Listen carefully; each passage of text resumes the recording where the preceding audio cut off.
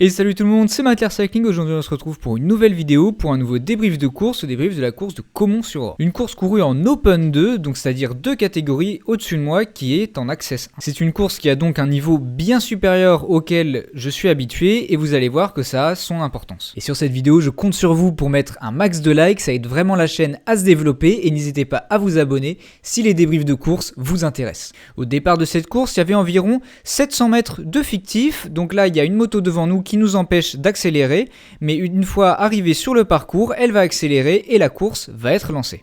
Et directement, ce qui saute aux yeux, c'est le nombre de coureurs auxquels je ne suis pas habitué, car en effet, dans les catégories Access 1, on est souvent bien moins nombreux. Car au départ aujourd'hui, une centaine de personnes est venue s'aligner. Et là on voit directement que ça commence à accélérer, ça y est, la course est lancée, et on voit qu'à ce moment-là, je suis pas très à l'aise, j'arrive pas à bien m'incruster dans le peloton, et on voit que je commence donc cette course dans les dernières positions.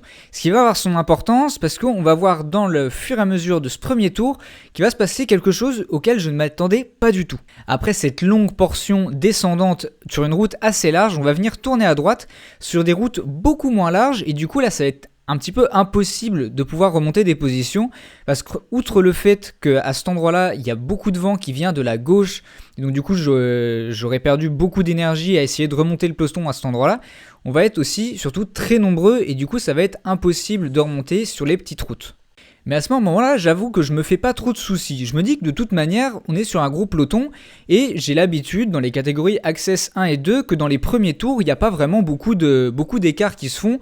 La plupart du temps, on reste vachement bien groupé et le niveau est assez homogène. Ce qu'il faut savoir aussi, c'est que juste avant cette course, il a plu, mais comme jamais. Il pleuvait depuis le matin et du coup, j'étais vraiment pas très motivé au départ. Mais on voit que directement, on est parti et ciel bleu, il faisait magnifiquement beau. Sauf qu'en fait, la route était encore un petit peu glissante. Et donc là, on voit qu'il y a un coureur qui est tombé, qui s'est mis à terre dans ce virage. Mais heureusement, je crois que ça a été le seul à tomber à cet endroit-là. Et donc juste après ce virage, on se retrouve dans la partie montante du circuit et là on a vent d'eau, du coup ça nous permet de monter très rapidement. Et donc là on voit que tout se passe plutôt bien pour moi, là je suis encore assez à l'aise, je me dis bon bah tranquille, là je vais monter tranquillement dans les roues et ça va bien se passer. Mais hélas, ce que je ne vais pas avoir anticipé, donc là il faut savoir qu'on a vent qui vient de la droite, c'est que le peloton va complètement exploser dans cette première bosse. Et du coup je me retrouve à être obligé de refermer les cassures, mais je m'attendais pas du tout à ça, et donc du coup là je suis obligé de me mettre à la planche pour seulement revenir dans le peloton. Car souvenez-vous, à l'amorce de cette bosse, j'étais dans les dernières positions. Moi, j'avais juste envie de regarder un petit peu comment ça allait se passer, mais là, je me retrouve obligé de faire l'effort, de remonter plus fort sur le peloton, et je ne peux absolument pas récupérer ou faire moins d'efforts dans les roues à cet endroit-là. Surtout qu'il faut aussi se souvenir que là, le vent vient bien de la droite, et il est assez fort, donc du coup, je suis pas du tout à l'abri quand je suis en train d'essayer de remonter les places. Et donc là, on voit que j'ai repris un petit groupe. Et donc là, à ce moment-là, je me dis tranquille, ok, c'est le peloton, tu te mets dans les roues, c'est plus de peur que de mal, ça va bien se faire. Mais finalement, environ une minute plus tard, je me rends compte que bah non, c'est pas fini, ça continue d'exploser devant, du coup je suis obligé de fournir un effort pour pas me faire lâcher dans le premier tour. Parce qu'il faut savoir aussi que ce jour-là, le vent est assez fort, du coup, outre le fait que ça monte, le fait que la bosse soit complètement dégagée, il va y avoir vraiment un phénomène de bordure qui va se former et du coup ça va complètement péter dans cette première bosse. Je vais néanmoins tout de même réussir à recoller le peloton de tête, mais non sans mal car dans cette première bosse, je vais avoir avoisiné les 400 watts de moyenne juste pour ne pas me faire lâcher. Ce qui est vraiment totalement contre-productif car évidemment j'ai monté la bosse plus rapidement je suppose que les personnes qui étaient bien au chaud dans le peloton et bien placées au départ. Et après cette bosse, il y avait une épingle à droite et là c'est une relance qui fait vachement mal parce que là on se retrouve avec vent de face et donc du coup là faut vraiment pouvoir avoir les capacités de relancer pour se remettre directement dans les roues parce que là on voit vraiment que le peloton est en file indienne parce que c'est parti très rapidement dans ce premier tour. Là on voit qu'il y a un tout petit écart devant moi, du coup je laisse le coureur de Moyon-Percy passer devant moi pour juste me mettre dans sa roue et pour pouvoir économiser un petit peu d'énergie. Et maintenant en voyant les images, je vois les erreurs que j'ai pu faire et donc à ce moment-là, j'aurais dû, je pense, faire un petit peu plus d'efforts et essayer de me replacer à l'avant. Après ça, c'est des trucs qu'on voit après à la caméra, mais à ce moment-là, il faut savoir qu'on a vraiment un très fort vent de face Et donc du coup c'est compliqué en fait de remonter parce que ça nous fait développer beaucoup de watts pour juste dépasser quelques personnes. Et donc à ce moment-là, j'avoue que j'ai manqué peut-être un petit peu de lucidité. J'aurais dû être un peu plus combatif pour essayer de me replacer et de moins subir tout ce qui va être relance et tout ce qui va être l'élastique à l'arrière. Parce qu'en effet, quand on se retrouve dans le bas du circuit, là on voit qu'on est tous à droite avec le vent à gauche, et donc du coup là c'est quasiment impossible de venir remonter des places, parce que je suis déjà quasiment à 500 watts, plus de 500 watts en moyenne, et du coup c'est trop compliqué, ça aurait été trop d'efforts de venir remonter le peloton à cet endroit-là. Ce qui est aussi important à savoir dans cette course, c'est qu'il y avait évidemment un prix pour le premier au général, mais il y avait aussi un prix pour le premier Access 1, donc le premier de ma catégorie. Donc à ce moment-là, en fait, j'avais pas vraiment la volonté de gagner la course. Je savais très bien que j'avais pas les jambes pour venir jouer la victoire dans une course Open 2, mais pourquoi pas essayer de tenir le peloton et d'essayer finir dans les meilleures positions pour pourquoi pas essayer de gratter une victoire en Access 1. À ce moment-là, on passe pour la deuxième fois sous l'arche de l'arrivée. Et donc, à ce moment-là, j'ai réussi à faire la bosse plus dans les roues. J'ai réussi à plus m'économiser. Et on voit que j'ai développé en moyenne, du coup, dans cette bosse, 330 watts. Donc, on voit vraiment qu'il y a une complète différence entre partir mal placé, comme j'ai pu le faire au tour précédent, à partir moins mal placé, parce que en effet j'ai toujours pas vraiment bien remonté de place, donc je suis toujours relativement mal placé, mais j'ai réussi à mieux économiser mes forces en restant un petit peu mieux dans les roues. Et là, ce qu'on voit, là, ça m'agace un petit peu parce que je revois ça sur les images de la GoPro. Mais on voit que là, il y a vraiment un boulevard devant moi. J'aurais pu essayer de gratter des places, essayer de mieux me faufiler dans le peloton. Mais c'est des choses que j'ai pas fait sur le moment parce que j'étais pas à l'aise dans ce peloton-là. Le contact est beaucoup plus proche dans les catégories d'au-dessus. Alors qu'en Access 1, on va avoir plus d'écart. On va pouvoir réussir mieux à se faufiler dans un peloton.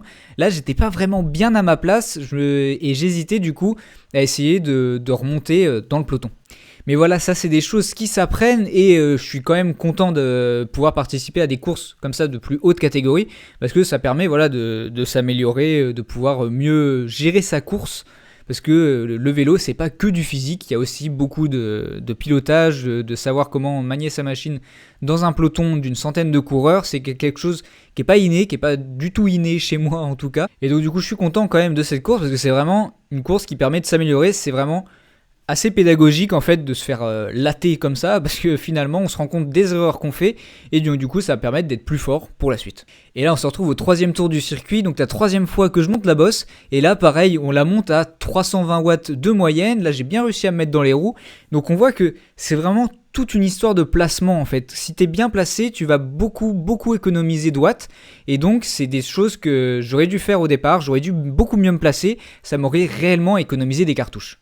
Et là on se retrouve sur le bas du parcours de ce troisième tour et donc là on voit que ça continue de visser. Là on est à 60 km/h sur le plat avec le vent qui vient de la gauche, là ça visse vraiment fort et on commence à voir des coureurs aller à reculons. On voit qu'on vient de dépasser un mec qui a complètement explosé ou qui a eu un incident mécanique, mais on voit que là ça commence vraiment à être dur de tenir les roues.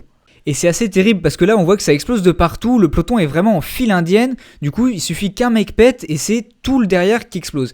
Et donc là on voit que je me rends compte, j'étais vraiment trop concentré sur le mec de devant et j'ai pas vu la cassure se faire, j'ai pas vu qu'on était en train de se prendre un énorme écart, un écart que le gars qui vient de nous doubler comme une balle a bien remarqué qu'il y en avait un.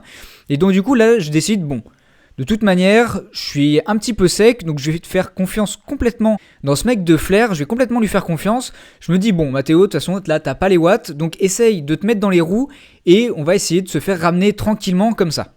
Et là, ça va pas le faire, on se retrouve dans la relance, je me mets un petit peu dans le bas-côté et je me rends compte, je me fais doubler et je pense que c'est plus au mental qu'au physique vraiment que j'ai lâché.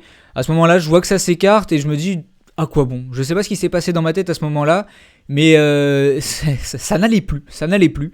Et donc du coup, je les ai laissés partir en me disant que de toute manière, à chaque tour, je prends des écarts, j'arrive pas à me replacer dans le peloton.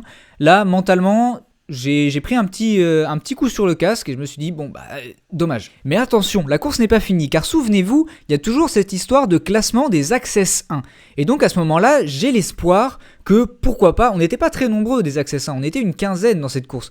Donc à ce moment-là, vu le nombre de personnes qui ont explosé, je me dis, j'ai encore pas toutes mes chances, mais il y a de fortes chances que pas mal d'access 1 ont explosé du peloton principal, et du coup je relève pas le pied, je continue mon effort, et je me dis bon bah de toute manière, là j'ai encore les gars de Flair en point de mire, parce qu'ils vont pas réussir eux non plus à reprendre le peloton, et donc du coup je vais faire quelques kilomètres avec eux. Et là on voit que je me remonte sur eux, donc là je fais les bosses complètement à mon rythme, je fais la bosse à mon train, et du coup on va se retrouver dans un petit groupe de 5 ou 6, et vous allez voir que on va faire beaucoup de kilomètres ensemble. Donc là j'avais éteint la GoPro pensant que c'était fini, mais donc on voit les images, on était 5 ou 6, et à un moment donné on s'est échappé avec un autre gars, et on a fait une trentaine ou une quarantaine de kilomètres ensemble, on a fait beaucoup de kilomètres ensemble, là on voit qu'on est toujours tous les deux, pour nous faire reprendre au 65e kilomètre par le deuxième peloton. Donc à ce moment-là, pour mettre un petit peu de contexte, on venait de se faire dépasser par l'échappée. Et donc quand ce groupe nous est venu dessus,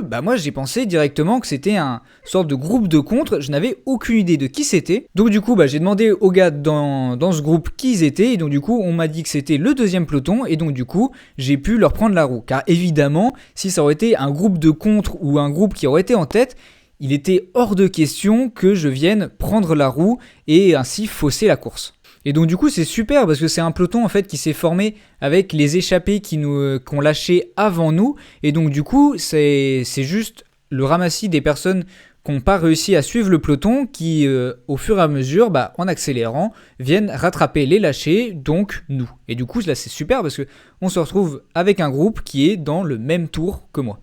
Et là on se retrouve dans la descente juste après l'arrivée, on sait qu'il y a un groupe de contre qui est en train de nous revenir dessus, et là il y a mon compagnon de mes aventures de tout à l'heure, celui avec lequel j'ai fait une trentaine ou une quarantaine de kilomètres, qui vient de reprendre un écart. Et ce qui est important à savoir, c'est que lui je suis persuadé qu'il est en access 1, parce qu'on a déjà fait des courses ensemble, je sais dans quelle catégorie il est, et du coup il est pour moi primordial de le garder toujours à longueur de fusil, parce que c'est mon adversaire direct. Si jamais j'arrive derrière lui et que je fais deuxième des access 1, j'aurai bien le seum. Du coup, là, je me remets avec lui et ça va nous permettre de faire encore quelques kilomètres à deux.